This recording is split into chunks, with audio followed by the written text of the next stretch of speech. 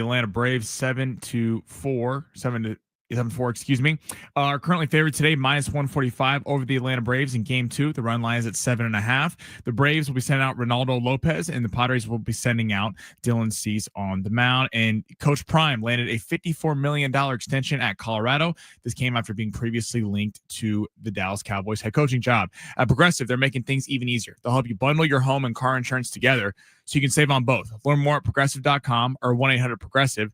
That's Progressive.com or 1-800-PROGRESSIVE. Check the clock. What time is it? It's high noon. The Sweet 16 gets started with a bang. Sears nails a three. There's a new NCAA record for three-pointers made by a team in the tournament. Half of the Elite Eight is set. Tonight, we find out who else plays for a shot at the Final Four. Heartbreak for the Lakers in Chi-Town. Williams to Giddey over the midcourt line. Giddey goes. Midcourt. Oh! It's gone! Bulls win! Bulls win! What's wrong with the purple and gold? Plus,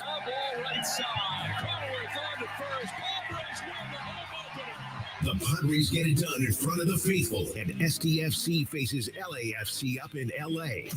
It's gonna be a full day in the Fletch Zone.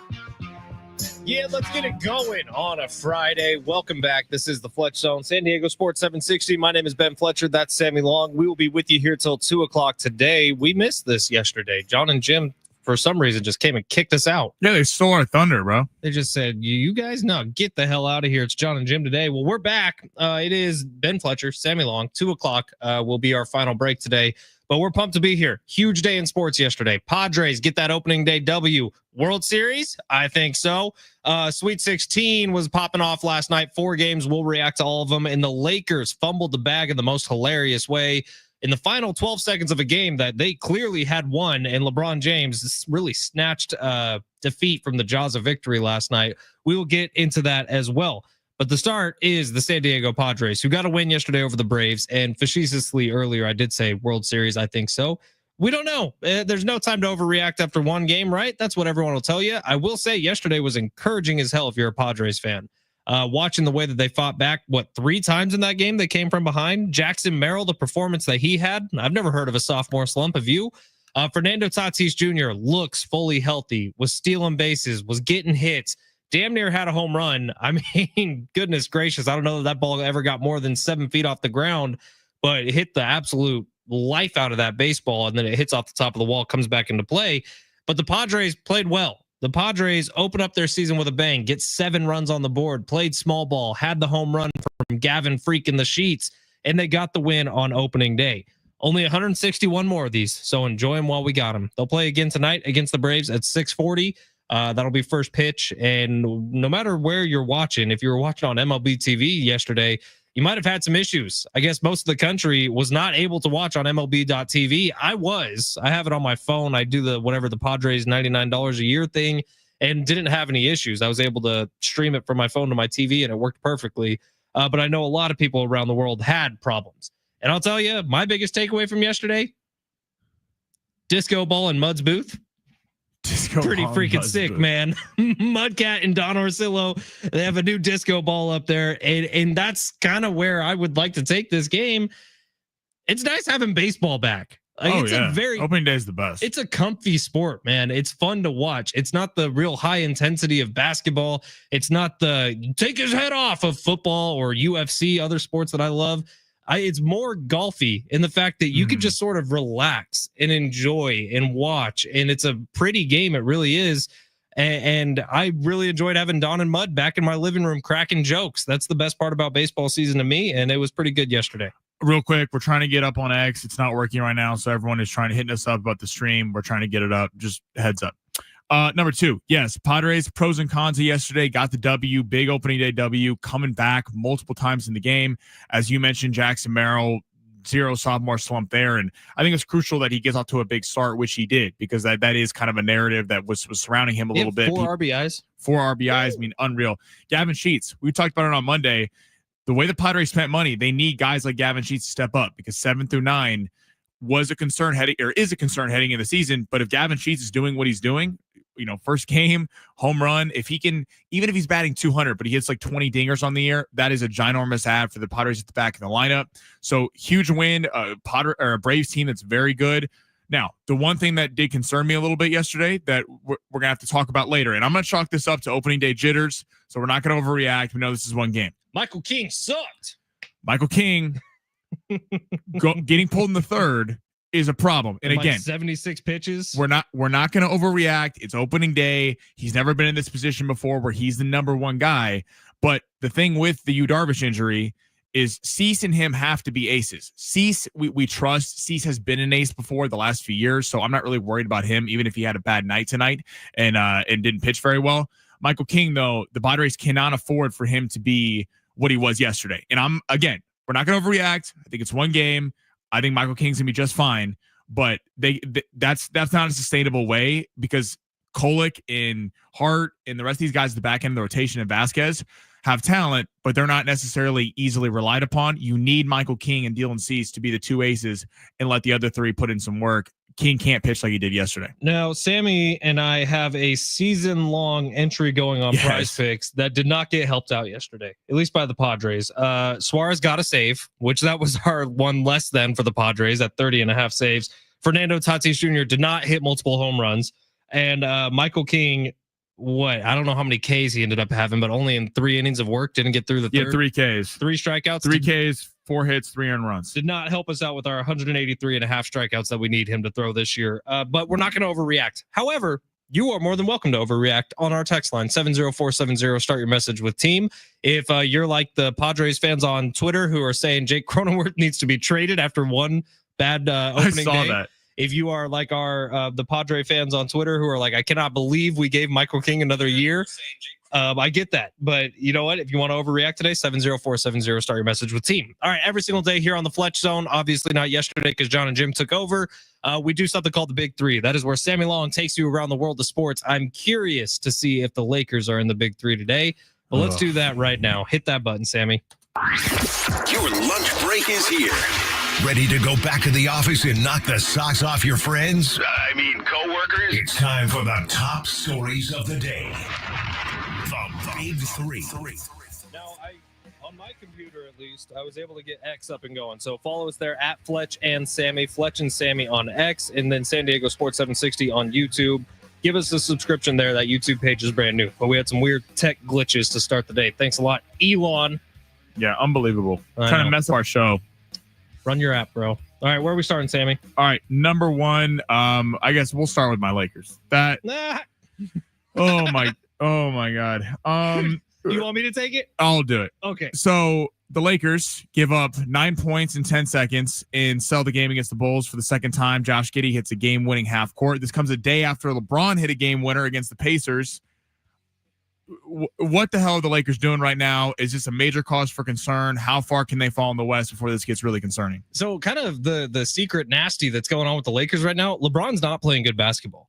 He's been struggling ever since he came back from injury. Now, last night, the Lakers had that game won. Up 13 in the fourth quarter, up 18 in the second half at one point, and it gets down to the final 12 seconds of the game. Bulls hit a shot to pull to within 2. LeBron turns it over on the inbounds pass. He tries to bounce past it to Austin Reeves, but he's tried to bounce it through 2 separate Bulls defenders. Bulls get it back. I think it was Kobe White, the former North Carolina Tar Heel, who hits the 3 to put the Bulls up 1. Austin Reeves puts on the Superman cape for a second, drives to the bucket, gets a great layup to get on the lead, and then Josh Giddey hits a half quarter. Unbelievable. Bulls win. Game over. What a freaking... That had a March Madness feel to it. It did have March Madness feel, but taking it back to why the Lakers were even in this position, number one, the defense, which was number one defensive efficiency the last 2 months of the year, has been awful the last week. They are not stopping anyone. They can't stop a cold. Luka. It's not even... Lazy piece of crap. It's literally... I'm not even blaming Luka. Sammy's 2 days away, by the way, from starting to call Luka fat. No, I love Luka Doncic. It's not even his fault. It is the whole team is not playing defense. They're not gelling right now. And at the end of the game, they got to get this figured out by the playoffs. It's LeBron, Luka, and Reeves the last 5 minutes of the game standing around, and they're each taking turns playing iso ball because they're giving it up to the other player. It cannot happen. They got to figure out how they were doing a month ago when they were playing as a team, as a unit. This offense is too individualized right now, and it's a problem. This is scary for the Western Conference. They don't get this thing figured out. All right, what's up next? Number 2, also in the NBA, major surprise today. The Memphis Grizzlies, who are in the 5 seed, right below the Lakers actually, and played the Lakers on Saturday, fired their head coach, Taylor Jenkins, with 9 games out from the playoffs. Why the hell would they do this? Taylor Jenkins has always been thought of as a pretty good head coach. It makes no sense. Came as a surprise. Apparently, Shams, they fired him on the spot in a meeting today. Wonder what he said. That's what I'm like. There's got to be something else here. I think he's maybe taking a look at the owner's wife or something. Maybe, because Memphis is a good team. Like 5 seed, things are going well as of right now. You'd be in the postseason. Head coach doing a good job. Memphis is a threat in the West. Like, this is not a team that just is getting in and they're not going to do anything. This is a legit team. I was shocked when I heard this. There has to be more here. It's kind of breaking. That's all Shams had. I want to know like a Succession story style background on this. I want an HBO special. What happened? I bet you he slept with someone he wasn't supposed to. Probably, because why wouldn't you just fire him after the season? If the Memphis Grizzlies do something, then it's great. If they don't, then no. If it happened on the spot in a meeting, it had to be like he just said something. But you wouldn't fire. I mean, you wouldn't fire a National Basketball League head coach because something is said to me. That's bizarre. I mean, what would you have to say in a meeting to get fired on the spot? I could think of some things. You almost said one on air the other day. I did say one on air the other day, gracious. but we dumped it, so it's okay. All right, story number 3. Story number 3, heading to the NFL. Per Yahoo Sports, Tennessee wants, quote, at least 3 first-round picks to move off the first overall pick. Fletch, is the pick worth it, and should they do it? It depends on how much you really want either Shador or Cam Ward, or you really want Abdul Carter. Is that his name? Abdul Carter is the edge rusher. Look, if you really, really want one of those guys, and you really, really want to build your team around them over the next few years, 3 first-round picks is not that much to ask for. If you think with the logical brain, and if you think, okay, well, these 2 quarterbacks are probably ranked less than any of the quarterbacks who've come out of the last 3 or 4 drafts, and Abdul Carter, yeah, he's great and probably a huge difference maker, but he's injured, then what the hell are you doing thinking about giving 3 first-round picks up?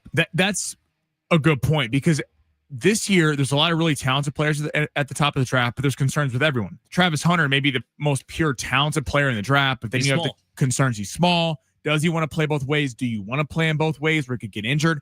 Abdul Carter, this foot injury, everyone's saying it's not a problem, but when you're taking the number 1 overall draft pick, you don't want to hear anything about a foot injury. You want to hear the Ohio State lineman who is thought of as one of the best players in this year's Josh draft, Simmons, if not the best player in this year's draft, but he's going to drop out of the top 10. Former San Diego State Aztec, coming off of a surgery. And then Shador and Cam Ward, there's questions there. And then you're seeing Jalen Milroe and Jackson Dart really slide up the boards here at the back end of the first round. You wondering if teams are starting to go, you know what? Since there's not a surefire number 1 pick, is Jackson Dart really that much worse than a Cam Ward? We'll save our picks and do this. I think Tennessee's going to be stuck with this pick. I don't think they're going to be able to deal it. And I don't think that's a bad thing. Just don't outthink the room. Take Abdul Carter. Start building up that defense. Because the team's not close to contending right now. Just get the best player in the draft. Don't waste a first overall pick on one of these quarterbacks. That's what I would be saying if I'm in the Tennessee war room, which is, I think, why they're trying to trade that first overall pick, because they feel pressure to take a quarterback and start building their franchise around a Shador or a Cam Ward. Because they're probably all getting fired if they don't take a quarterback, knowing that it's probably another season where they're at the bottom. It's a bad year to take a quarterback.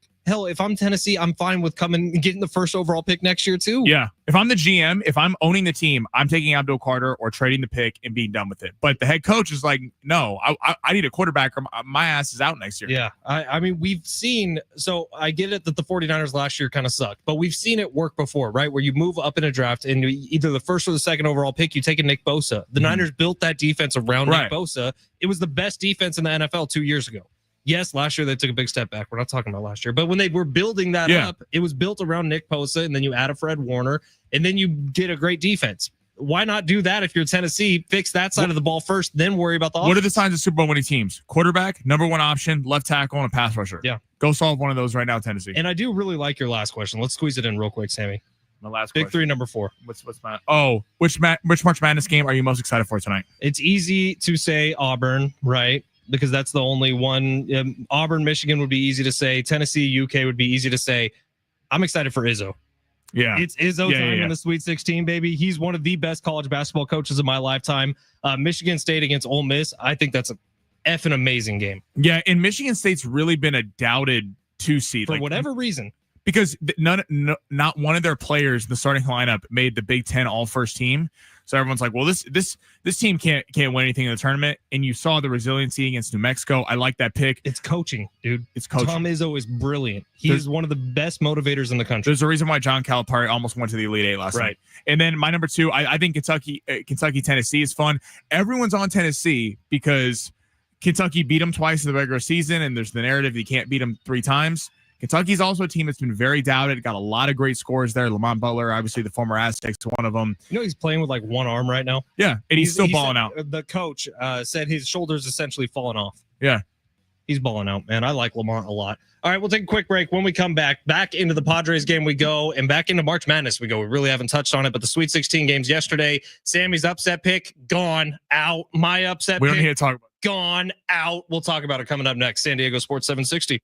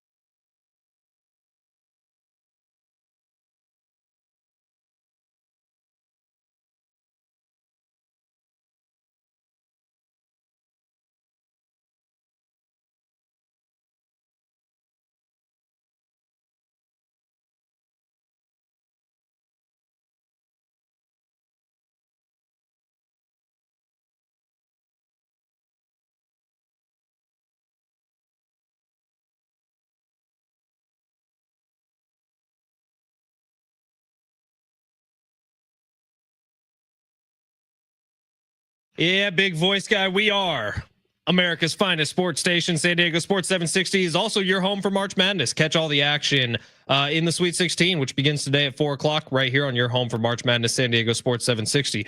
We got a hell of a slate tonight. Ole Miss, MSU, that is one of my favorite matchups of this entire college basketball season. Kentucky, Tennessee, Michigan, Auburn. I actually think Michigan's going to cause some real problems for Auburn because Michigan is so damn big. Purdue is taking on 1 seed Houston, who I think is going to fly through this round. Last night, one crazy competitive game between Texas Tech and why am I blanking right now? Arkansas, that's right. Arkansas almost had it with John Calipari as their long head as they coach. covered the alt spread plus 8.5. Sammy, no one cares about the betting aspect of that one. They covered and I cashed. They were the 10 seed that was left in this tournament, and Calipari did a hell of a job with this squad, man, but just came up just short after blowing a big lead in the second half. Which was a fantastic game for a lot of it. But that's kind of been the problem people have had with this year's March Madness is there hasn't been any crazy, close, exciting finishes a la the Lakers and Bulls last night. We haven't really had that until last night when Arkansas really gives up the lead. And gosh, why am I blanking right now? Arkansas gives up the lead and Texas Tech takes over. It's been a long week. All right. Happy Friday, everybody. But in that game, or in yesterday's games, BYU chokes. Alabama scores 1,000,000 points. We knew going into that matchup that was going to be a crazy high-scoring game. Alabama finishes well over 100 points. BYU is my upset pick of the first of the games in Sweet 16. Sammy's upset pick was AZ. Arizona. Duke beats the crap out of them. We were so close. I just want to say one thing about that game. Is phenomenal. Some of the passes that he had in the first half, the dude has vision. He has the things you can't teach in basketball. Cooper Flag, if he chooses to come back to Duke for another year, why would he do that? He said he would earlier. I just don't understand that when you know you're going to be the number 1 overall draft pick. Maybe you want another year to mature. Maybe you want another year of college. I mean, neither of us had the experience of being a D1 level athlete in college, but I'm sure it's pretty fun, Sammy. I'm sure it is fun. Especially out in Duke. You got your choices. Guess what? When you get that number 1 overall contract, is that it also is fun. Yeah, but there's added pressure that comes with that. Maybe he does want another year at the college level, and I don't know. But if he comes back, watch out, country. We're all screwed. Because if he puts on 15 more pounds, I don't know. But Duke rolls yesterday. Duke Alabama is going to be real fun. That is going to be a fun now. game. Alabama obviously scored 113 points. They can just score. It seems like it doesn't matter what defenses played against them. They're so long and so fast. That's why they have a shot against Duke, because what you saw Duke did whenever Arizona cut the lead to close. Cooper Flag beat someone off the dribble and they lob. They just literally lobbed to their bigs, and it's easy buckets. No one can stop it because no one can stay with Cooper Flag's quickness. The guys that can stay with his quickness are too small for him, and the guys that are at his size are too slow for him. What's crazy about Cooper Flag is he's not fully developed. No, you can tell he still has a little baby giraffe to him. And if in the NBA, what they're going to do is they're going to make him put on muscle, right, and he's going to be hell because he's still he's wildly athletic. That's how you get to be Cooper Flag, and the person we talk about is the surefire number 1 overall pick. But he's still raw. He is so skilled, so talented, is a really good 3-point shooter, can take people off the dribble, but he's still awkward. Like he's still kind of clumsy at times almost, and it's working to his advantage right now. But once that guy is fully developed and once that guy is fully muscled up, he's going to be unstoppable. Florida has been unstoppable so far over the last, 3 weeks now. They didn't lose a game in their conference tournament, and they were winning every game by like 18 points. That hasn't stopped. They absolutely rolled yesterday, and they rolled in a game where their best player was very average. Clayton Jr. That's his name. Walter Clayton Jr. He had like 13 points last night, a couple assists. Like he had a very average game. Who do you think's the biggest threat to Duke? To Duke? Yeah. It depends on who gets out of this, but I mean, if you're talking about in the finals, probably Auburn, because Auburn's got the length to match up with them. Auburn 1 through 7 is really, really good. Duke, once you get to their bench, they do thin out a little bit. Right. In so much that I'm telling you, watching that Arizona game, I don't know for how many people watched it last night, but there was like a flagrant foul called on them when Arizona cut the lead to 8. And then there was some questionable moments. Same thing happened down the floor the next time. They called it a common foul. Arizona found some weaknesses there. They were making tough shots. It's just they won out. They're an excellent team. That Alabama game is going to be fantastic. And the slate tonight's going to be really fun. I think Michigan might give Auburn a run for their money. Michigan's really been doubted this whole tournament. Trey Donaldson. They're just so damn big. I feel like they could take on anybody. Yeah, they have the kind of size where it's a problem for people. And listen, the ratings have been off the chart for March Madness because I think you're seeing yeah, people complain about well, there's no massive upsets. We don't have a St. Peter's or a UMBC making a run, but it's like people want to see the best teams playing the best teams. And I think if you saw St. Peter's get all the way to the Elite Eight and they're playing Duke, it's like, all right, well, let's just pencil Duke in for the Final Four. All these games I think are going to be excellent from here on out, and there's a real case that 4 or 5 teams can win the championship. Yeah, it's fun, man. Again, you can listen to all those games tonight right here on San Diego Sports 760. It'll begin at 4 o'clock. 360 says Cooper Flag is still in high school. It kind of looks like it sometimes. Like he has such a baby face, but when he's dropping 30 points, 5 rebounds, 5 assists, which by the way, no Duke player ever has done in an NCAA tournament game. There's something special about Cooper Flag. Sammy has something coming up that he's never done before. So excited. Sammy has an opportunity in his life, which has spanned now more than 2 decades, that has never arisen before. We'll talk about it coming up next. It's San Diego Sports 760. But before we do that, Prize Picks, baby. It's time to download that app. It's time to get it on your phone. It is time to use promo code Fletch when you download it to get a $50 bonus when you play your first $5 entry. Prize Picks is the best, man. When you talk about baseball season being here, baseball was built for Prize Picks. Prize Picks, quite frankly, was built for baseball because there's daily action going on. If you are in love with the team here in San Diego and you want to make sure that you are extra invested into every game, let me tell you what I got going on tonight in the world of baseball. Fernando Tatis Jr. started off hot, right? Just missed a home run. I'm going with the demon with Fernando tonight. More than a half home run in the game. Dylan Cease, more than 6 pitcher strikeouts. And Charlie Morton over on the Baltimore Orioles, more than 3.5 strikeouts. That is a $20 Flex Friday lineup. That is fully guaranteed. So even if I lose that one, $20 coming back my way in promo funds. Download the Prize Picks app today. Use promo code Fletch. Take advantage of a Flex Friday today. Put it in on the Padres game. Go with professional basketball, college basketball, overseas tennis. It does not matter. Whatever you're into, Prize Picks has options for you. Not to mention that we are just about a week away, folks, from the biggest and best golf tournament on the planet. 2 weeks away, I guess, which is coming up in Georgia. You know which one I'm talking about. Download the Prize Picks app today. Use promo code Fletch. Get that $50 bonus and run your game all season long on Prize Picks.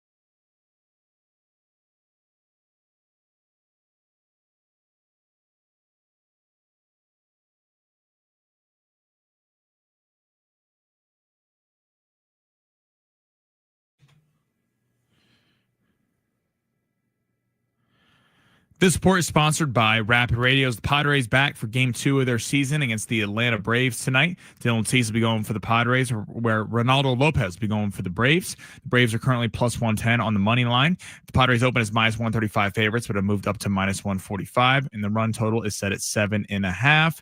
And Taylor Jenkins fired as the Grizzlies head coach after 6 seasons. They are currently sitting in the 5th spot in 9 games out from the playoffs. Rapid Radios are instant push-to-talk walkie-talkies offering national LTE coverage and no subscription ever. Business owners can keep in touch with up to 200 staff members at one time. Go to rapidradios.com now for up to 60% off and free shipping.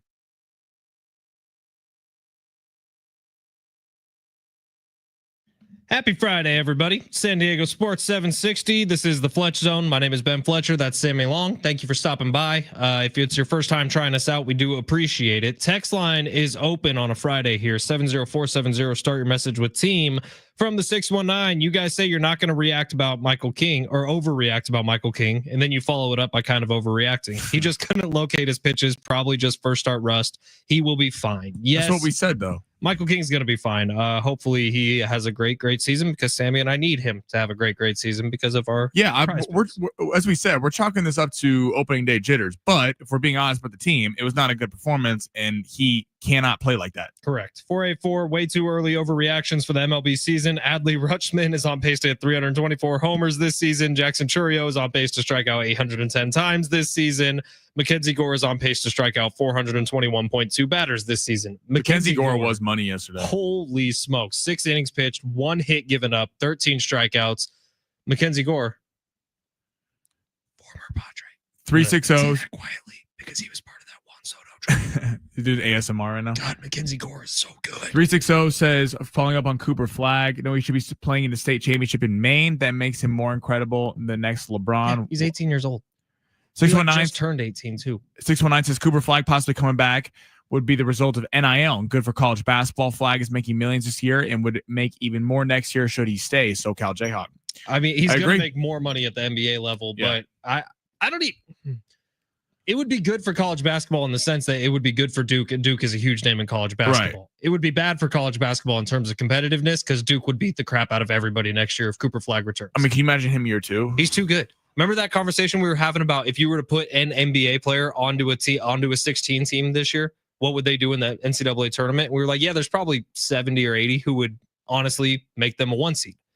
I said 70 to 80%. Cooper Flag is that guy. Yeah, he's NBA unreal. Player playing college basketball. Now, here's the thing: he's getting a bunch of NIL money to stay. The problem that his agent's going to say is, if he blows his knee out or something, God forbid, you don't want that to happen. But if you're like projected at the 10th pick in the NBA draft, and you're like, I want to come back because I think next year I can be in the top 5. That's one thing. But when you're the surefire number 1 pick, there's really nothing you can do besides hurt your draft stock for next year. On YouTube, Paris says, hey guys, happy Friday. I haven't seen Steve Hartman since Northridge back in the 90s at a Claim Jumpers live broadcast. I promise you, Steve Hartman looks exactly the same as he did that day back in the 1990s. He has not changed one bit. Steve Hartman will be joining the show today at 1:30. Can't wait to chat with Steve. All right, Sammy, we teased this. You told me before the show, and you wouldn't tell me what it is. But you said that you have something coming up that you've never once done in your life, that you're very excited about, and that you're honored to do. Care to share with everybody? I got a jury summons yesterday. Wait, like jury duty? Jury duty. So you threw it right in the trash? No. I am honoring my civil rights. If any lawyers want to chime in, 70470, sorry, message with team. I'm very excited. I can't wait. I did write back on the thing that if this is like tax or some BS, I'm walking out. Like, I want something cool, like a murder or a bank heist or something. Like, you get to choose what case. Not that murder is good, but it's something interesting where if I'm gonna sit in the box all day, like I want to be like, oh, did he or she do it? Did like I want this to be like Suits or My Cousin Vinny or something. A Few Good Men. I don't think you get to choose which case you're a part of. I really hope it's something cool. It's also it's supposed to be a jury of your peers. Yeah. It's all our beautiful people who are listening right now. Right, of course. Do you think that you would be selected to sit on a jury? I think I would. 22. I think I would be selected to sit on a jury. Okay, this is fun for the text line. 70470. Start your message with team. What's the best excuse you've given to get out of jury duty? That's how most people feel. 70470. Start your message with team. Best excuse to get out of jury duty. and make it readable on air, please. I know that there's the classic excuse that people do, but don't put that one on there. Make it readable for air because we would want to air something. Yeah, well, I'm excited. I hope I get selected, but I have to be down there super early. The courthouse like 7:40. When are you doing this? Is this next week? April 17th. April 17th. Sammy Long is going to be a jury. So I'm going to be prosecuting people. Maybe I'll call in from the courthouse. Don't think that's legal. I'll be live. Sign a bunch of papers saying I will never talk about anything that happens here over the next few days. I'll be giving like live updates on air. God, Sammy's gonna call and be like, I got a murder case. It's awesome. I hope it's something cool. Please, if you the jury's office, if you assign things. I think you're already probably in trouble. I don't think you can even talk this much about it. My name is Sammy Long, and I would really enjoy something interesting, a court case. And look, Sammy needs a little leg up right now. His Lakers lost in a really embarrassing fashion. What a transition. That was really bad. We're actually not going to talk about that right now. We are going to talk about opening day for the San Diego Padres, which was great. Look, I mean, so Jurickson Profar steps up first for the Atlanta Braves. That was a little bit of a stinger, right? Seeing him in a different jersey. It was cool that he got applauded.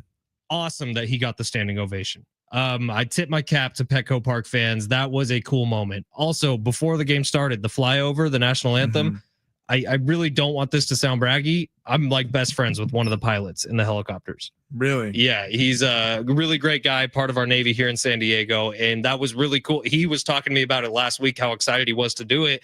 And I said, well, can you come on our show and talk about it? He's like, oh, no, I can't do that. But he's awesome. Great. And it was a really cool moment. And I know he was super honored about that. But everything about the pomp and circumstance of opening day is always one of my favorite days on the sports calendar because it is something different. It is San Diego all coming together at the same time. I think that was the biggest crowd at Petco Park history for the opening day. And it was 45,000 people all at once feeling the same thing. We love the San Diego Padres, except for that dumbass Braves fan that was sitting right behind home plate for the entire game who couldn't get off my TV screen. But it was a really great day down at the ballpark. I was downtown from around 11:15 to around 2 yesterday, and the energy was huge, and you could feel it all throughout the gas lamp. And that's what I love about baseball season. As it's not necessarily the 9 innings that happen on the field. That's great, and it's fun, and it's nostalgic to watch. And Don and Mud do a great job on the broadcast, but it is the feeling of togetherness you get, especially here in San Diego. The run all the way to the NLCS a few years ago, the high fives thrown at Fair Play, me catching COVID because I was throwing so many high fives at Fair Play when the Padres beat the Mets. That's an experience that hopefully I get to have again in my life, but it's one of my favorite experiences that I've had so far. So hopefully this season goes awesome for the Padres. Hopefully yesterday wasn't just one day of real gritty, tough baseball being played where you come from behind a couple times against a former Cy Young winner and Chris Sale. Hopefully that's not just a blip on the radar. And hopefully that's the type of team with that fight with Manny Machado, Fernando Tatis Jr., Jackson Merrill, all having really, really good games. Hopefully that's what we see moving forward. And how about the kid? I mean, he's 28 years old. He's not really a kid. He's older than a lot of the Padres, but Gavin freaking the sheets, getting a bomb. I'm excited. I'm going tonight. I'm excited. Count. Yeah, we talked about it last week. They have to have players like Gavin Sheets step up. You say you're going to the Padres game tonight? I'm going tonight, yeah. Nice. My buddy's got season tickets and invited me. So where are you sitting? We got big boy seats. We're down on the first base side. Whoa. Yeah, we got he's a lifelong Padre season ticket holder. So he's been grandfathered in of all the he's got legit seats. What's your play? Do you go for the Cardiff Crack tri-tip sandwich? Do you go for the tri-tip nachos? Ooh. Petco Park has like the best food options in the world. We'll definitely get a beer. Got to get some peanuts because that's standard. Cardiff Crack. I mean, those damn Philly cheesesteaks on the third base side are legit. I think that's where the card's at. Little Hodads. Problem with the Hodads line is it takes forever. You know who his favorite place is Hodads? Who? He's coming on the show at 1:30. Steve Hartman. Steve Hartman loves him some Hodads. Damn. What if we had a Hodads endorsement? This is what he'll say. I promise you, if we ask him about it today.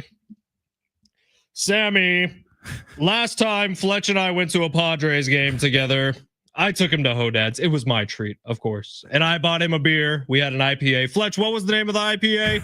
It was a Swami, Steve. Yes, a Swami's IPA. And we had Hodads, everything on it. Fletch took the tomatoes on the side. I cannot believe it. I have a sandwich. I have a burger named after me, San Diego sports legend, Steve Hartman.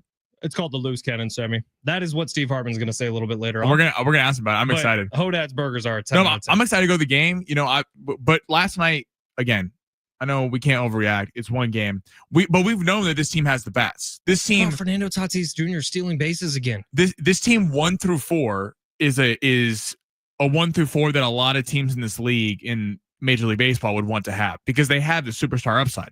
We all know Tatis, Merrill, and Bogarts and Machado. Bogarts needs to be playing better, and then you find Sheets at the end. The bullpen was very good yesterday. Liked what I saw there. And, the bullpen did get killed when Tanner Scott left, and I was harsh on them. But this is still a very talented bullpen. They're one of the best bullpens in the league. But again, if we had one concern, Michael King, hopefully that's just a one-game off thing. I'm excited to see Cease play tonight. I'm expecting him to kind of have a bounce back because he didn't really finish the season that well last year. But and then we're gonna get to see over the weekend. We're gonna get to see Kolek and these guys go. So see the whole rotation, which will be exciting. Maybe not Kolek, but you will see a bunch of starting pitching for the Padres this weekend. How about Yuki Matsuki, the heart attack kid yesterday, comes in for the middle innings after Michael King left and gives up what I thought was 2 home runs. Both of them get caught at the wall. One, an excellent play and left by Brandon Lockridge. One, really great running back, sun in the eyes play from our center fielder Jackson Merrill. So Padres played well yesterday. They were on the brink of disaster a couple times. They gave up the lead at one point. I believe it was Manny Machado's third at-bat, strikes out, and Xander Bogaerts struck out as well, stranding Fernando Tatis Jr. on third base.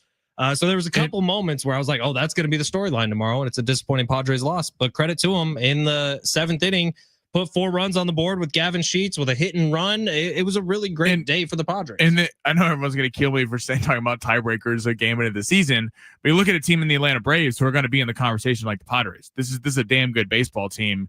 I heard John and Jim talking yesterday on their show. Like when you play the Atlanta Braves, you want to win tiebreakers against these guys, and they're going to see them multiple more times. But this is a legit baseball team, and it's nice seeing the Padres come out against a really good team at home, get a W.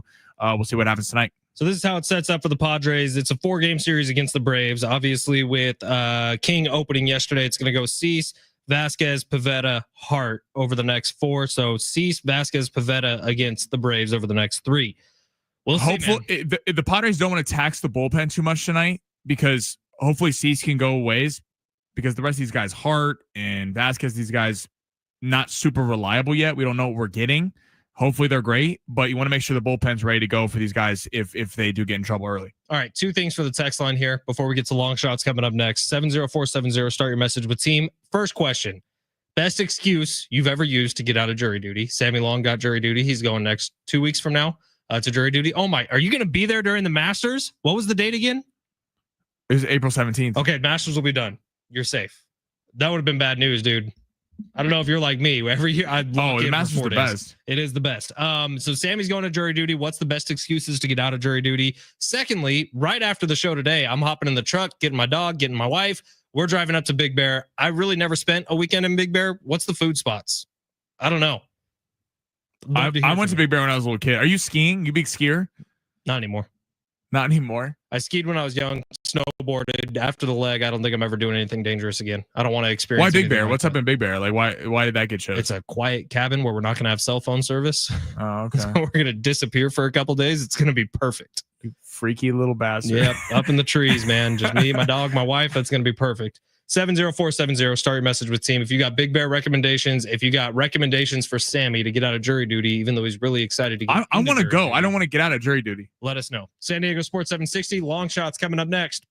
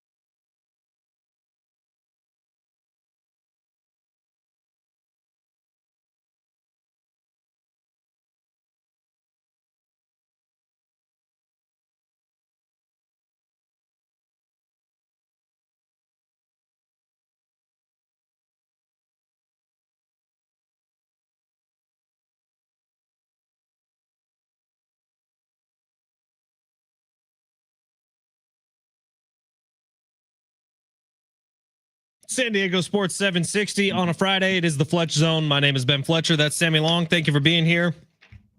Now, Sammy, the Padres did not help us out yesterday at all when it comes to our season-long shots entry that we got going on. Yes. Because Suarez did get the save, which he got a couple runners on, man. I was nervous for a second there, but he did end up getting the save. Michael King only went like 2 2/3 innings or something.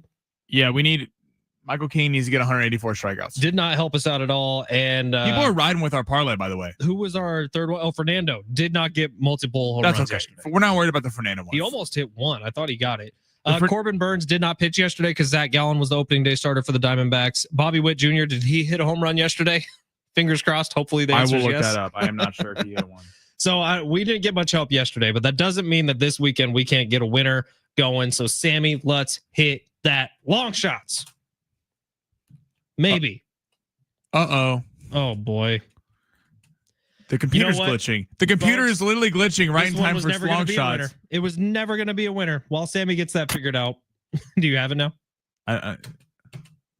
We might have to just do this without that thing. Is that a bad omen or what? Sammy, I want you to take a second. Let's see. Underdogs? Nah, that's all. Those with a less than good chance of winning? Too wordy. Wait. Got it. It's time for Sammy's long shots. All that was a setback for the comeback. Yeah. I would not trust this one, by the way. This might be the hashtag fade Sammy day. How are you? Why are you bringing this negativity into the world right now? It's a disaster. No. First off, we have a can't miss parlay. I bet. I have a 5-legger right now, and you can veto 1 or 2 if you're feeling negative. You want to veto 2, that's fine. You got 5?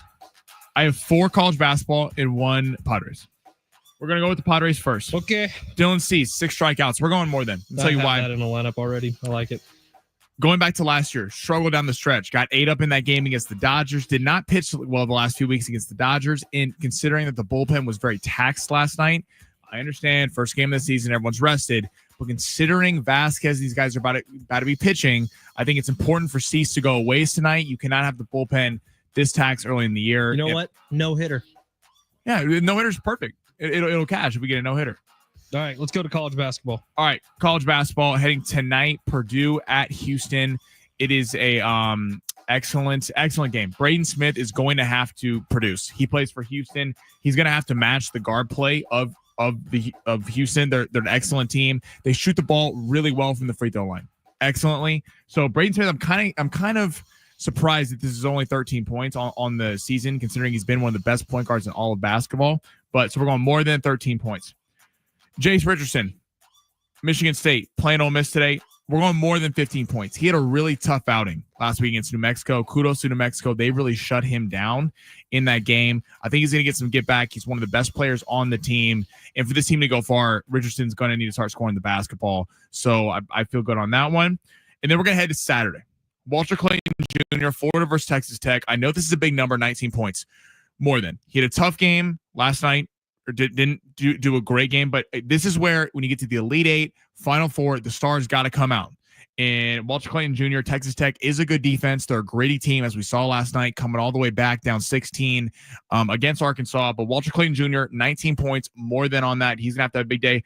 And then Mark Sears, 20.5 points. A lot of more thans. But Mark Sears, number one, amazing player. He's going to have to shoot the ball a ton if they want to beat Duke. And I know that the over is probably going to be juice in this game. We're going to see a high point total because of how many points they scored, and we all know what Duke is. But Mark Sears is a really good point guard. He runs the whole team. He distributes 20.5 points. He's going to take a lot of shots. And even if Duke is winning this game, I think he's going to backdoor cover this. And I think this actually be a really tight game going into the last 5 minutes here. So Mark Sears, more than 20.5 points. Walter Clayton Jr., more than 19 points. Dylan Cease, more than 6 pitcher strikeouts. Jace Richardson, more than 15 points. And Braden Smith, more than 13. That is an all more than parlay because I think there's going to be a lot of points scored this weekend. I do too. What are you vetoing, Fletch? I don't hate any of them. If I was making a lineup, this is probably the lineup I would make. And you know what? I am making a lineup. I am submitting, but I am going to go flex play on this one. We're going to flex play a 5-legger. Mm-hmm. Okay, because you still get paid out. If it hits, 4 of them hit, you make money. If 3 of them hit, I think you get your money back, or maybe a little less than your money back. Yeah, you get a little bit less of your money back. By the way, we did this on Prize Picks. You could do it on Prize Picks as well. Use promo code Fletch. You're going to get a $50 bonus when you play your first $5 entry. This could be your first $5 entry. Go through it one more time, Sammy. Mark Sears, more than 20.5 points. Alabama playing Duke tomorrow. There's just going to be so many points in that game, and Mark Sears gets his. And Duke also gave up a lot of points yesterday. Yeah. That was the thing in that game. Arizona got a lot. Caleb Love had 34 points in the game. So star point guards have been playing well against Duke. I'd add a Cooper Flag points, rebounds, assists on that one. I looked at Cooper Flag's number, 25.5's a lot considering the amount of playmakers on that team. He just had 30 Proctor. Last night. I know, but easy 30. It was 30. That's while a having sucker 5 bet. They rebounds want and you to 5 bet the assists. over on Cooper Flag because everyone knows Cooper Flag. Maybe. Don't drink the Kool-Aid, Fletch. You're better than that. You're better than that. No, I'm not. Walter Clayton Jr., more than 19 points. Dylan Cease, more than 6 pitcher strikeouts in tonight's game. Jace Richardson, more than 15 points for Michigan State. Braden Smith, more than 13 against Houston tonight. Walter Clayton Jr. is my favorite on that entire list. That is an absolute lock of locks in the world of locks. That is the lockiest lock. He's going to bounce back in a big way. All right, that was long shots. Hour number 2 coming up next. We do have Steve Hartman joining the show at 1:30, but I wanted to step off for 1 second and talk about this. I don't know how many people are watching Survivor still. I never miss an episode. I haven't in like 6 years. Wednesday night Survivor episode. I saw you tweet about this. Maybe the best Survivor episode in the last 10 years. Maybe one of the most emotionally compelling episodes of television in the last 5 years, period. Like, I know for my household, I know for Travis Dale's household, there was not a dry eye in the bunch. When we played the clip for Rich Ornberger the next day, he sobbed like a baby. There is this woman, her name's Eva, who is on the spectrum with autism. Didn't tell anybody about it when she got there. Told one guy, his name's Joe, who was on her tribe initially. Once they did the merge, he got split up to a separate tribe. She started to have what I believe she called it an episode where she was freaking out, could not control herself, was screaming, was crying. Just her emotions ran out of control completely.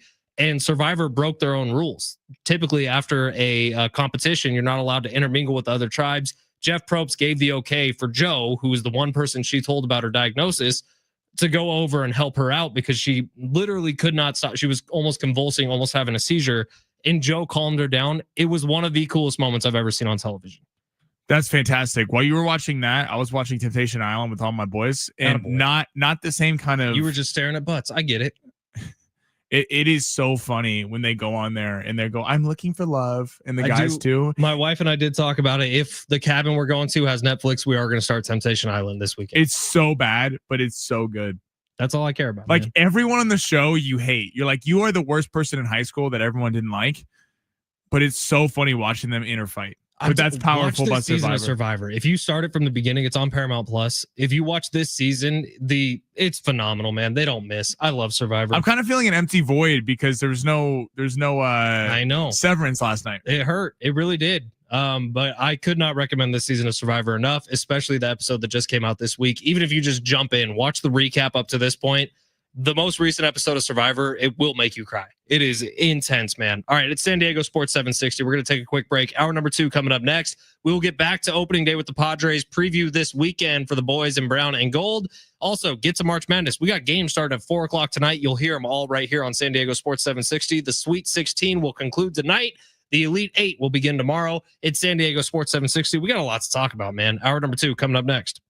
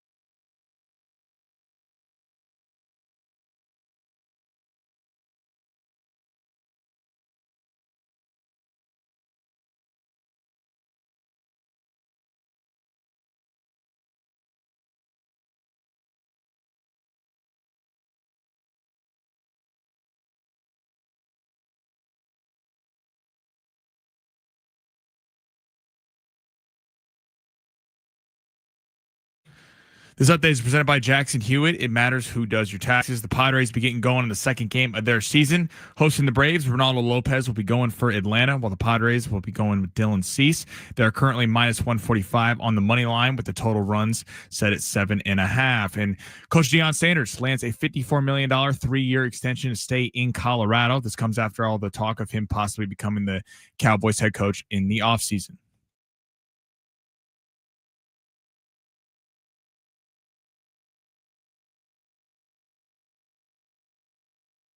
San Diego Sports 760. It's hour number 2 here on the Fletch Zone. My name is Ben Fletcher. That's Sammy Long. We appreciate you being here. We'll be here till 2 o'clock. John and Jim will take over then.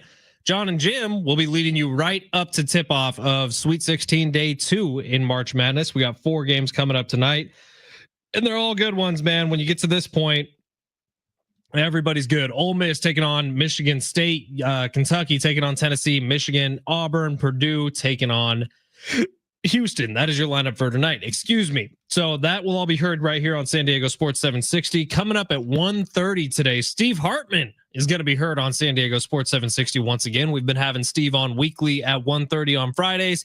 Can't wait to chat with Steve about last night's Lakers game, the embarrassing loss that Sammy is still dealing with. He's not okay today.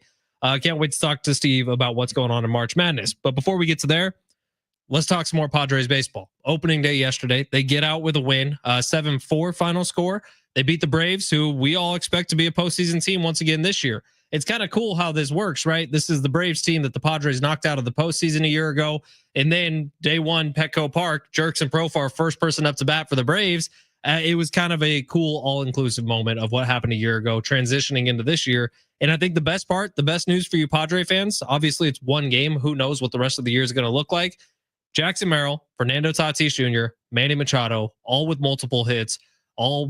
Jackson Merrill had 4 ribbies. I believe he's the youngest player to do that since Jason Hayward did it back in 2010. Manny Machado, multiple doubles, multiple stolen bases, and Fernando Tatis Jr. looks like Fernando Tatis Jr. again. He is fully healthy for the first time in what feels like forever. Last year, he had the leg problem the entire season. This year, he's stealing bases. He damn near had a home run. It hit off the top of the wall, and it was a dead shot line drive, 112 miles an hour off the bat.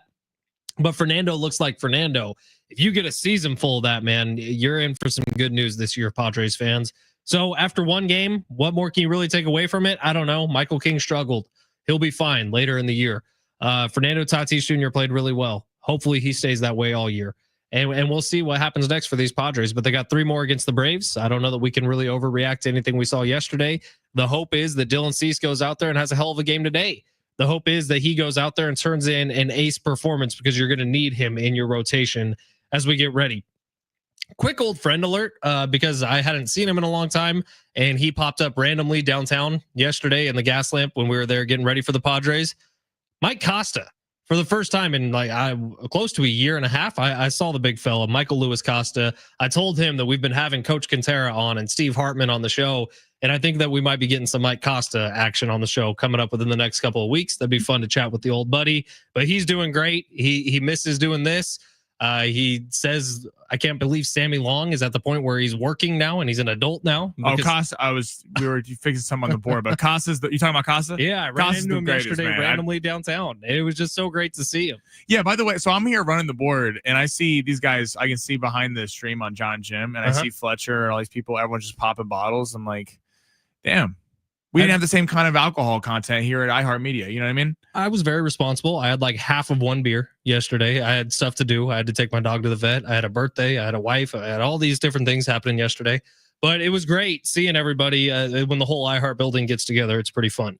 All right. But reactions from opening day. Curious what everyone out there thinks. And also on the text line today, we asked you best excuses to get out of jury duty, because young good ones Sammy rolling in right now. Sammy is getting ready for his first jury duty summons. 619 says, I've never been to jury duty. Seems that my mail always gets stolen somehow.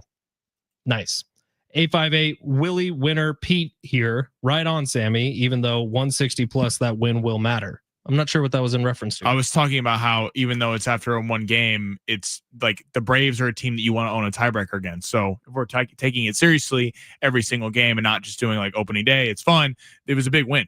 619, you're not technically obligated to respond to a jury summons. They are not sent registered mail, so they really have no proof whether you actually received it or not.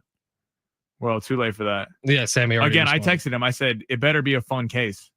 And 619 says, be sure you guys check out the studio on Apple TV Plus. First episode sets up the season. The second episode will have you on the edge of your seat, pulling out your hair in a very entertaining way. I almost started that last night. With the episode about filming a single take shot and the actual episode of being filmed in a single shot. Now, is this the Seth Rogen show that's on Apple TV Plus? Yeah, it just dropped. With, what's the actress's name? She's great. Charlize Theron? She's in the show? Yeah. Sammy's in love. We're definitely tuning in. Yeah, it looked really good. I almost started it the other day as well. We got plenty going on here in San Diego as the Padres season is just underway. 3 more games against the Braves. Dylan Cease on the mound tonight. It's almost not fun to play this game this early in the year, but what do we need to see out of Dylan Cease tonight? Because if you're thinking about the state of this starting rotation, after Dylan Cease, it's Pivetta, it's Vasquez, it's Hart. This is not the starting rotation that the Padres envisioned having themselves in to start the season. With Michael King leading things off, he struggled yesterday. The bullpen got used a lot yesterday. Yuki Matsui having to throw multiple innings. Jason Adam and Suarez both look good, but both having to throw on opening day. Like the plan for Dylan Cease, I got to think, even though we're this early in the season, you got to get some work out of Cease tonight. Yeah, you're going to need to take him away. And it was encouraging that Adam and Suarez looked good at the back end of the pen there. We kind of knew that was going to be a stable force. It was extra last year with Tanner Scott added to it, but Adams fantastic, and Suarez, even though he had the struggles there towards the end of the year, kind of found himself. It was good to see him get the save last night. Definitely the middle of the pen, I think, will be a thing to watch throughout the year. Matsui, he had the close ones fly out to the track, but was good. So I'm not going to kill him for that. And then again, Cease is the most consistent, reliable starter the Padres have. After Yu Darvish got hurt, Michael King, I think he's going to be fine. He's a very talented pitcher. Getting the opening day stripe was probably a lot. He's never done that before. Dylan Cease probably was the calmer choice there, but I appreciate they gave it to King because I think he was the best player down the stretch in the starting rotation last year. But I'm excited for it, and Cease definitely needs to go a little ways because King and him have to carry this team for as long as Yu Darvish is out. Can't win them all unless you win the first. The Padres did just that. Now the Dodgers, on the other hand, I rarely give them credit for anything. Whatever those jerseys they were wearing yesterday are sick. The gold lettering across the chest, like it looks cool, man. I don't know. Again, I try not to give the Dodgers credit for anything, but they are 3-0. They beat the Tigers yesterday, 5-4. So look, you're already chasing the Dodgers. You already are, Padres. But what Shohei Ohtani hit a home run in his first game, or the first regular season game that's not being played in Japan this year. He looked great. The jerseys look sick. Like, get ready to just kind of look up at the Dodgers all season long. Hopefully that's not the case, but it certainly does feel like it this early. And are we ready for a big 3? Do we have a computer? Is it working? We have a computer. We had the batteries ran out actually last segment, so crisis averted. Okay, let's hit the big 3, Sammy. Your lunch break is here.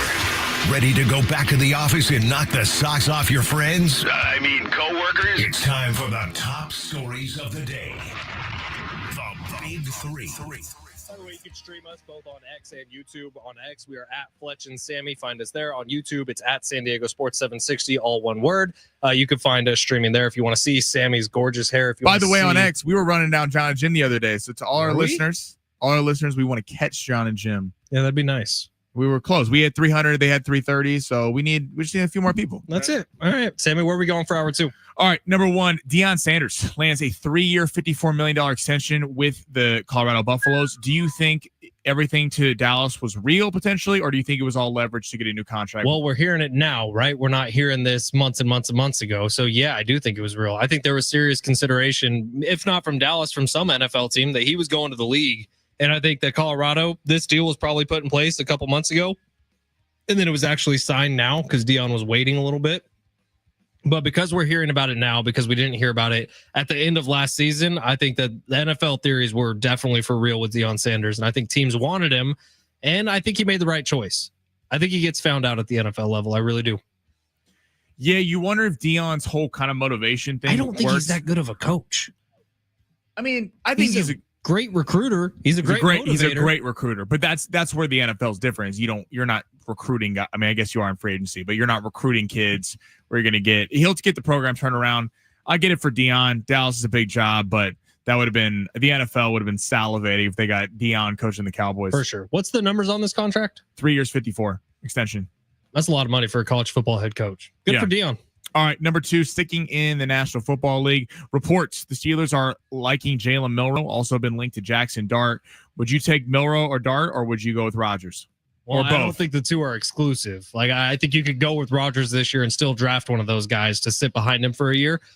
That's probably where I'm at right now. However, it's weird that Aaron Rodgers hasn't already signed with them. Like, it's weird that this isn't done yet. And he had an all-day meeting last week. It's weird that it's not done yet. So maybe it's still happening. Maybe this is typical Aaron Rodgers, dragging this out as long as possible so that guys like me and Sammy talk about Aaron Rodgers on a regular basis. But it's weird to me that this hasn't been done yet. Like, we've seen other dominoes fall. Sam Darnold has a new job. He's with Seattle. Russ has a new job. He's with the New York Giants. Aaron is the last domino to fall. Where's it going to be? Maybe Pittsburgh. Is this actually going to happen? Is Pittsburgh going to be screwed and have to go with the rookie this year? I think that most likely they get Aaron Rodgers to be their quarterback next year, and most likely they still draft one of those guys. I think Dart or Milroe would be interesting. Dart is more ready to play than Milroe is. Milroe's got a lot of raw talent. He's got the speed. He's a fast quarterback. He's played in big games. Doesn't have quite the arm. You saw that in their bowl game this year, even though Alabama was out of the college football playoff. It had through like 3 interceptions. And Jackson Dart was a really talented player, and during the season was thought that he was rising up the draft boards. Then against Florida, he threw 2 bad picks late in that game, and everyone kind of fell out on Jackson Dart. But I think Dart could be a really good player. All right, number 3, going back to the Padres. What was your number 1 thing that stood out to you from yesterday's game? For the Padres, Fernando Tatis Jr. looking like Fernando Tatis Jr. That was all I really cared to see yesterday. I didn't care if it was a win or a loss. I didn't really care how Michael King performed. I wanted to see Fernando playing with energy, with enthusiasm, with swagger. And maybe he played with a little too much swagger because he pimped a home run that wasn't a home run. He hit that ball 1,000,000 miles per hour off the bat. It ended up like 7-foot high line drive shot out to left center field, and it banged off the very top of the wall. He was maybe 4 inches up in the air away from a home run yesterday, but he also took 5 steps as if it was a home run. Yeah. Maybe a little too much swagger for Fernando, but I'm just glad to see him back. He looks healthy. He looks like if you take yesterday and he's able to do that, obviously not as that good, but if he's able to consistently perform this season, you're talking about a top 5 MVP finisher this year. Yeah, I'm going to stick with hitters. I'm going to go with Gavin Sheets. And again, 1 game, 1 home run, but was great. Sammy, on this show, you have to call him by his nicknames. Stop. Gavin the freaking the Sheets. Gavin the Microsoft Excel spreadsheets. that one, I don't know about Microsoft Excel spreadsheets. His home run went 423 yards, I believe. So we could call him Gavin 423 thread count sheets. You're done. But in all seriousness, 7 through 9, talked about it earlier. That's been the kind of thought all offseason is how are the Padres? We know the Padres can hit 1 through 6. We know they have an excellent top end in the lineup.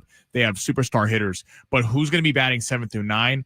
Hoping Gavin Sheets for the city is very good. He looks like he could be really good. And again, I don't think he needs to bat for a high average. I think if he batted a little over 200, but again, was kind of that home run pop at the bottom of the lineup and added 20 home runs, something like that. That would be a big deal for the Padres. And I think that's going to see how a lot of the season went. Looking back at that Dodgers series last year, Arise in 7, 8, 9 gave Fernando and them no help at all whatsoever. There was no bases loaded. And that's really the Dodger secret sauce at the back end of the lineup for the Dodgers is so good that by the time Shohei and Mookie and Freddie, these guys get up, there's usually bases loaded or 2 on. There could already be a lineup out for today, but how do you leave Gavin Sheets off the starting lineup? No, we said it last week. He needs to be playing. He was hot all spring training. Don't sit him on the bench and let him get cold. And he throw gets him in one at bat yesterday, hits a home run. Right. Let him play. Look, Bruce Bochy always had the saying, if a guy homers, he's in the starting lineup the next day, no matter what. Yeah. Gavin Sheets should be in the starting lineup today. He should be in the starting lineup today. I think it'd be a massive mistake if he's not. He might be terrible defensively. Don't care. If he's hitting home runs, put him in the lineup. I'd agree. All right, we're going to run out of time here, so we'll save number 3 for the other side, but it is San Diego Sports 760. My name is Ben Fletcher. That's Sammy Long. Thank you for being here today. We do appreciate it on a Friday. Steve Hartman coming up in 15 minutes. Your chance to win Willie Nelson and Bob Dylan tickets coming up within the next 10 minutes. Don't go anywhere. It's San Diego Sports 760.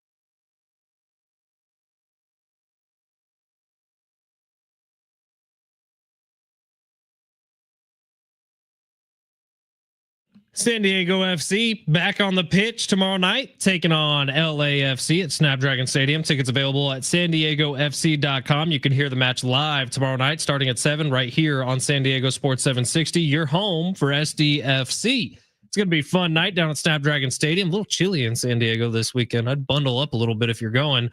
But that's going to be a fun night tomorrow night. We get to do Beat LA. Hopefully that entire stadium is chanting Beat LA. LAFC. Yeah, Saturday night. Well, SCFC already beat the Galaxy. They did. So now you got. I'm excited, man. I've been enjoying watching these games. Can seriously. we not have every sport have 2 Los Angeles teams? Can we just be done with that? I don't know. By the way, if you didn't see it yesterday on social media, the Los Angeles Clippers, the basketball team, okay, quote tweeted the Padres lineup and said, "Good luck this season, Padres." Like, I don't know how we all feel about that, and it didn't make me mad. It's just weird. No. Like Clippers, I would associate with the Angels at this point, and I know that they used to be the San Diego Clippers. I get the history behind it. Yeah, they don't even realize that they have a baseball franchise. By the way, poor Mike Trout, first at bat gets hit in the hand. Did you see, by the way, Juan Soto, that he had a shot against Hader to win it, and then he struck out? He blew it. But what were you going to say about the Clippers? It's weird from the Clippers' perspective. So here's obviously we're dude, you left us. Live in San Diego, love San Diego. They have their minor league team here, their G League team here. I get all that. I've been to a game. Here's the problem with the Clippers. They have said for years, because the Lakers run LA. It's the Lakers and the Dodgers, then it's the Rams, and it goes down the chart. The Clippers are near the bottom. People don't care. They're like the one of the least favorite. Because who's that tweet for? Like, is that for? But this is why it's funny. Is Steve Ballmer was complaining. He wrote a whole article in the LA Times last year about how gave an interview about how it's hard being second fiddle in a city to where everyone's a Laker fan, and the Clippers are even when they've been better than the Lakers, people don't care in Los Angeles about the Clippers. It's just they don't have a big fan base. It's everyone's a Laker fan. So then you build this new monstrosity of a arena, which apparently is gorgeous out there in Inglewood. I've heard it's awesome. And it's a great fan experience from what I've heard. At the old Forum site, they made it like the wall, kind of like the Aztecs basketball arena, where it's just straight up past. And there's like incentives to be louder at that place. Like they'll bring you free burgers if you're the loudest person. It's a cool idea. And then like from a marketing perspective in Los Angeles, and again, we're San Diego and stuff, but from a marketing perspective from the Clippers, you're trying to win fans. Maybe their hope is that they're getting all of San Diego. That's why I'm saying, who's that tweet for? Because San Diegans, for the most part, like I went to the replies because it was fascinating to me. San Diegans, for the most part, are kind of laughing at the Clippers. Like, why are you trying to do this right now? And Los Angeles people are like, dude, you have a baseball team because here's we associate you with already. If you're the Clippers PR team, you just pissed off, just like how no one in San Diego likes the Dodgers, vice versa up there. Right. So you just pissed off a bunch of Dodger fans, which own the city. Then to your point, Fletch, I mean, the Angels are Orange County. The Angels do have a pretty big fan base, even though we give them crap. Because, my wife's entire family is Angel fans. They go to games all the time. Yeah, we give them crap because they're not very good, but they do have a legit fan base. You skip over them, and then unless Ballmer, I mean, you built the arena, so you're not moving down to San Diego, unfortunately. So I don't really. It'd be cool if you did. I think we'd all. It'd be fantastic. That'd be awesome to have an NBA team down here. And if he were to build that stadium down here, great. Welcome with open arms, Steve. You are more than welcome to join the scene, but you're not in the scene. 360 says the Clippers play in Oceanside. Probably why. Very fair. No, also, I know. They also want the SD market because they used to be here. I get it. I get it. And there's probably a lot of Clipper fans who are here who can even remember back in those days when the SD Clippers were here. By the way, like Tony Gwynn, I believe, was drafted to the San Diego Clippers as well as the San Diego Padres. Like there are threads there. I understand that. But who is that tweet for today? It just made me laugh a little bit, and I was confused about it. I honestly wasn't even going to bring it up today. But all I know is that our sister station up in LA, AM 570. Yeah. Petros and money. Did they kill him? I haven't heard. I was going to tune in. I'm curious what they said about that. By the way, I don't know. I haven't looked far enough ahead. I know it's not within the first month of the season, but whenever the Padres do play against the Dodgers, I want Petros on this show. We'll get Petros. Vasse on this show. Oh, yeah. I want to talk some serious schmack between all those guys. First off, Petros and Vasse, they're fantastic to come on here, and Petros is the best. Matt Money Smith, we can wait till football season with him. Matt Money's fantastic as well. When the Diamondbacks come to town, I used to work out in Phoenix. We'll get some big names out there. Brad Sesmat. Brad Sesmat's the man too. Yep. Get the behemoth at Arizona Sports. That's all I'll say. It's just weird that the Clippers tweeted it out. All right. I don't know how everybody feels about it. Look, I'm a fan of the SD Clippers who play up in Oceanside. Like, that's my G League team, baby. It's cool. Like from San Diego, it's cool. Great. That's awesome. It's just weird. From a Clippers PR marketing perspective, I'm sure Ballmer's losing his mind. Like in terms of you don't think he okayed that? No. It seems coordinated. No way he okayed that. No way he okay. I mean, you're talking about you just built a gorgeous stadium in Los Angeles, and you are trying to get Los Angeles basketball fans. And knowing, by the way, the Lakers have a massive stronghold. When people are NBA fans down here, they're Laker fans. So I get it. You're trying to, if you wanted San Diego sports fans, you should have moved the team down here. And San Diego would have loved him.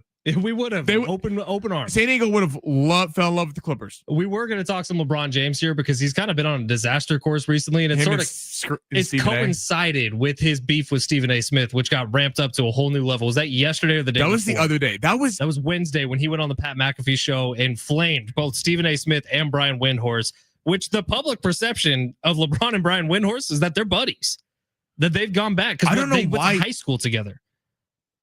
He covered him in high school. Maybe that was it. He's covered in high school. But yeah, it was so weird. Like LeBron just went after both of them on ESPN, by the way. Because LeBron's pretty, like, he doesn't usually speak his mind in terms of the media stuff. He let it rip. And then he went on McAfee's show, and for some reason, Brian Windhorst catching strays. Like, I don't know what Brian Windhorst did to him. Everyone was catching strays, man. Since Stephen A. responded, and then Stephen A.'s loving it. Oh, he's loving it, dude. He is bathing in it. LeBron James, the best basketball player potentially ever, is talking about him on a regular basis. Stephen A. told a story, and we're going to get to break. Stephen A. told a story that when he was in college, played college basketball at a small school, he wrote for the newspaper about how they should fire his head coach. And he went to the head coach to get permission to ask for the article. To his coach's credit, he allowed him to do it. And he said teachers wouldn't talk to him, students wouldn't talk to him. He's like, I didn't really care. That's why I knew I was going to be good for this business. All that's a long way to say San Diego is going to play against LAFC coming up this weekend at Snapdragon Stadium. If you want tickets, SanDiegoFC.com. And you can listen to that game right here starting at 7 o'clock Saturday night. All right, coming up next, Steve Hartman, former Loose Cannon member, current radio all-star up in LA. National, actually. He does a national radio show every weekend. Steve Hartman's coming up next. San Diego Sports 760.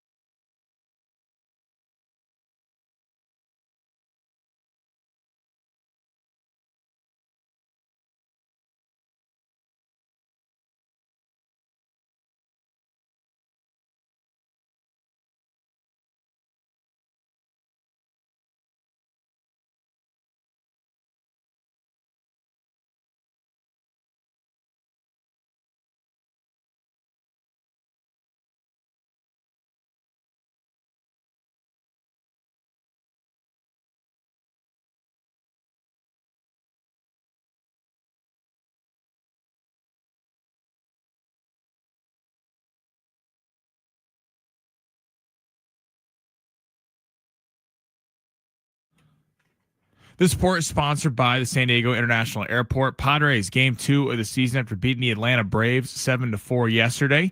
We'll be back in action tonight at 6:40. Dylan Cease will be going for the Pods, where Ronaldo Lopez will be going for the Braves. Padres are currently minus 135 to do so, with the run line set at 7.5. And per the Dallas Morning News, right now, Micah Parsons is seeking a $200 million contract. Cowboys are expected to want a contract that would make him the highest paid non-quarterback in the NFL. Life can be stressful. Airport parking shouldn't be. Skip the shuttles and park right in front of the terminals at San Diego International Airport. Reserve today at san.org/parking.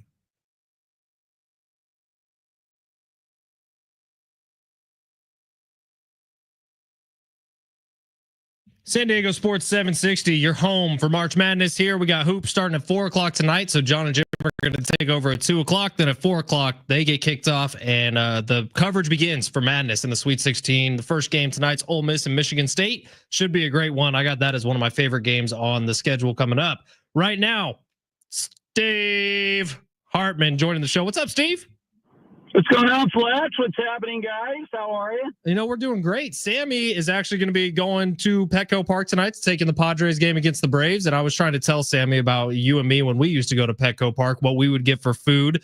But your favorite food at Petco Park, Steve?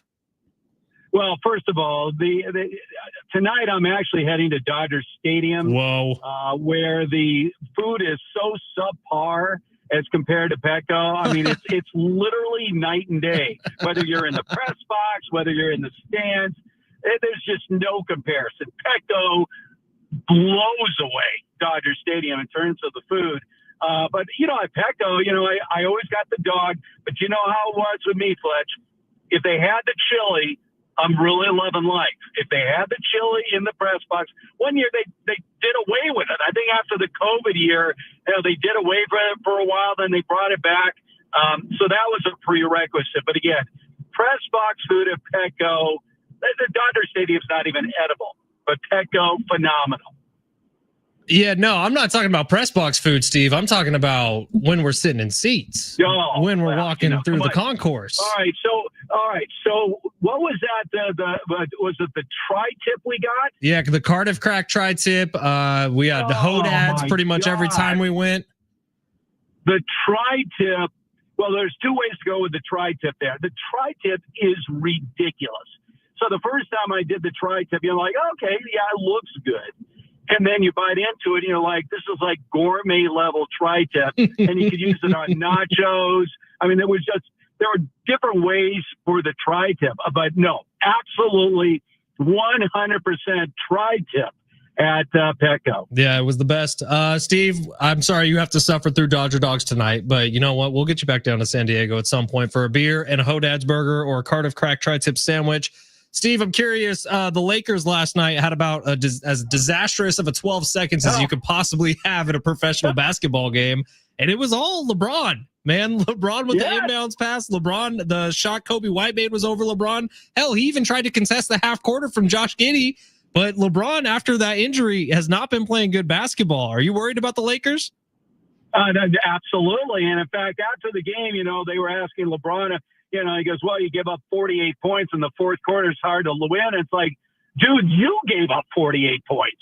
I mean, he plays zero defense. That inbound pass, what was that? To literally hand him a back-to-back three, which gave him the temporary lead. One blame on Austin Reeves. He scored too soon. That gave, of course, the Bulls a chance at a prayer, and it was answered with that half-court shot. But you're absolutely right. LeBron, since coming back from that groin injury, has not looked the same. And it's funny because Charles Barkley, when LeBron was out, said he's done for the year. He just flat out said LeBron is done for the year.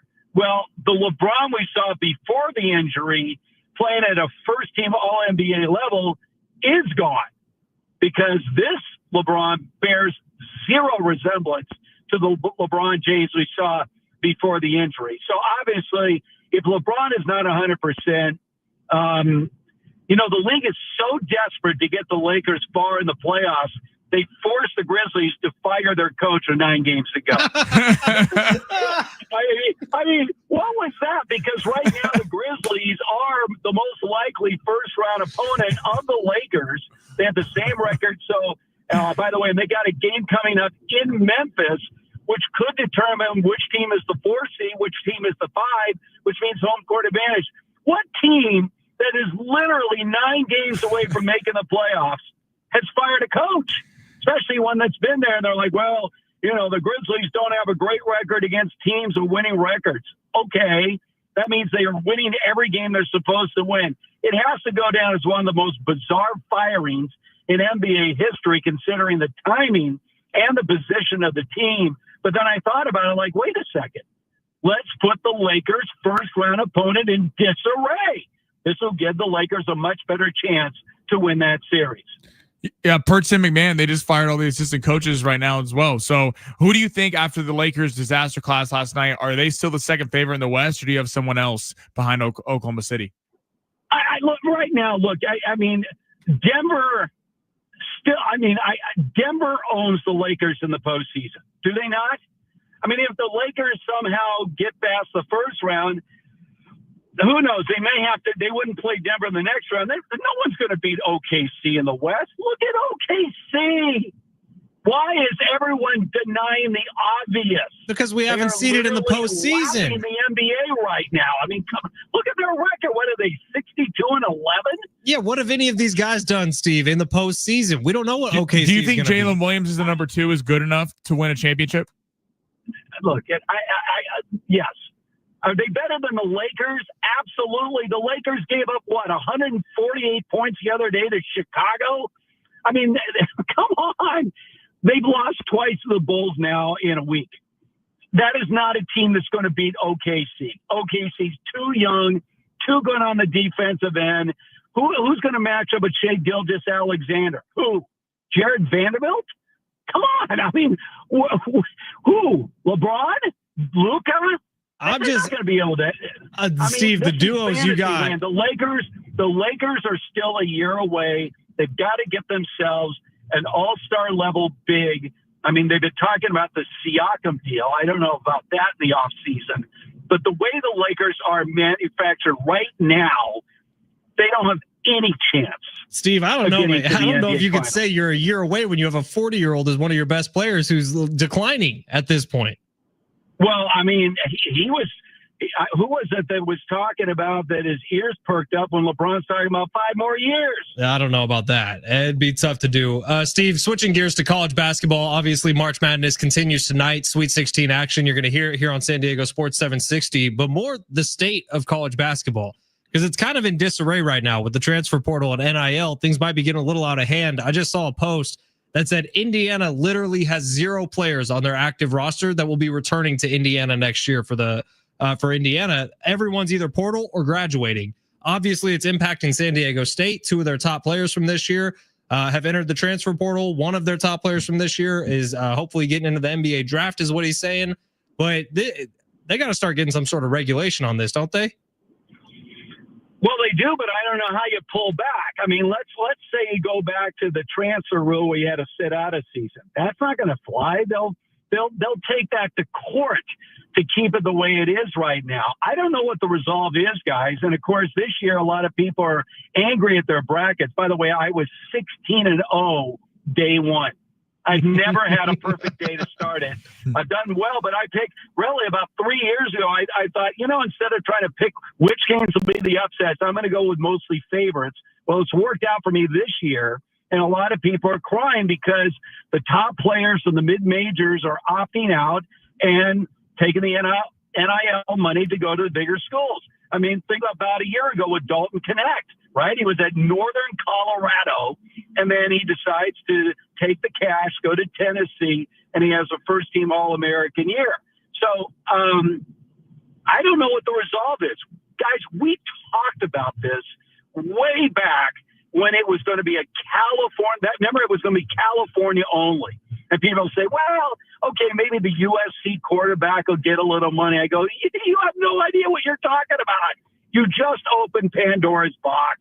If you think that California is going to have some exclusive on this is going to flip in a second, which it did.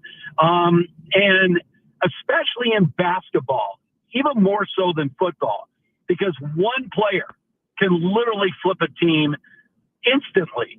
And, you used to get these diamonds in the roughs. I mean, think about this. Let's go back to Steph Curry, right?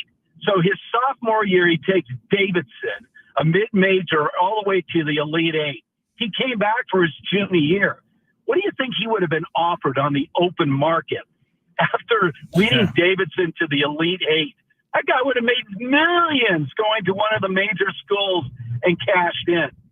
So what was possible, when we think about what built San Diego State into a school with Dutch and getting a team all the way to the championship game, they did it with the transfer portal. But now it's about trying to keep players and add players at the same time. I mean, it is not an enviable position for these coaches, which is why we've seen a lot of the top name coaches quit in recent years because they frankly do not want to deal with it. Who do you think is the biggest threat to Duke this year? So I picked Duke to win it, the champion, and I hate Duke. Oh, I hate Duke. I would look at any one of these SEC schools. If Alabama shoots like they did yesterday, that was one of my upset specials that didn't pan out with BYU. 25 threes for Alabama. So, Alabama is one of those schools that could get through. Tennessee, obviously, is another. We'll see what they do with Kentucky today, who, by the way, beat Tennessee twice in the regular season. But I got to believe that any one of these schools, Auburn, Alabama, Tennessee, these SEC schools certainly are capable of taking out Duke. Steve, sounds like we caught you in the car. Are you in the smart car? I am driving right now on the 101 freeway. It's a very slow ride to Dodger Stadium. I am dreading this, guys. By the way, maybe I'll actually bump into Sammy's dad, who continues to blow me off. He is? He has now blown me off for 3 breakfast dates. It's unreal. I called him right after we got off the phone. I said, Uncle Steve wants to talk to you. Yeah, and then he said, "Yeah, you're not going to believe one of those. You're not going to believe this. I have a different date. I got snubbed. So I know he's been busy. Is he going to the Dodgers games? I mean, he does run the Dodgers station. he went last night. Yeah, he went last night. He went last night. Yeah, he did. Yeah, well, yeah. Steve, have fun. It was a nice win for the Padres yesterday. I mean, how about Yamamoto? He's right. He's already trying to win his second game of the year with that 2-game set they had in Tokyo. It's crazy. Shohei, wow. Steve, you know me. Padres were so close of getting Ohtani out of the gate. They tried everything. You remember Preller learned Japanese. I mean, he tried everything before he ended up signing with the Angels. But we can see, I mean, he's ridiculous. Steve, have fun tonight. Enjoy that Dodger dog. I hope it's soggy and wet and gross. I will not eat it. I will not eat that. All right. I ate before I left. I will not eat that dog. There he goes. Steve Hartman. We'll catch you next week, Steve. All right, guys. There he goes, Steve Hartman. One of the best, man. He can go, man. Say hi, Steve, and then it's gone. Conversation's gone. Love him. Appreciate his time each and every week. All right, we will close this thing out coming up next. Before we run, though, Prize Picks, you got to download the app today. You got to use promo code Fletch, FLETCH. You're going to get a $50 bonus when you play your first $5 entry. I gave you my personal entry a little bit earlier. Here's Sammy's. Dylan Cease tonight against the Braves, more than 6 pitcher strikeouts. Braden Smith plays for Purdue, more than 13 points tonight. Jace Richardson plays for Michigan State, more than 15 points tonight. And then Walter Clayton Jr. tomorrow, more than 19. Mark Sears tomorrow, more than 20.5. Feel good about that one. That one's going to pay out big time if it wins. But on Prize Picks, that's the best part. It's a Flex Friday today. So if you put that exact same lineup into your Prize Picks app, you can get it fully guaranteed up to $20. You'll get that money back even if you lose. Download the Prize Picks app today. Use promo code Fletch. Get that $50 bonus. You can join tens of millions of players who are already playing on Prize Picks and the billions of dollars they've already won combined. Download the Prize Picks app today. Use promo code Fletch. Get that $50 bonus and start playing some entries on Prize Picks where you can run your game all season long.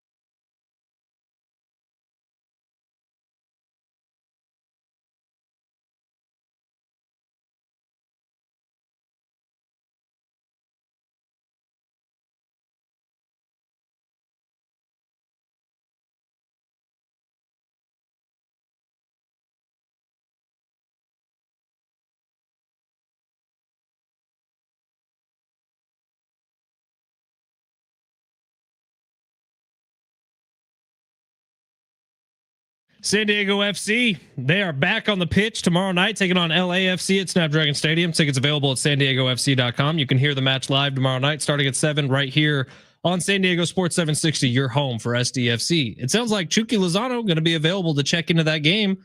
Or I saw that. What do they call it? Deployment. Yeah, deployed.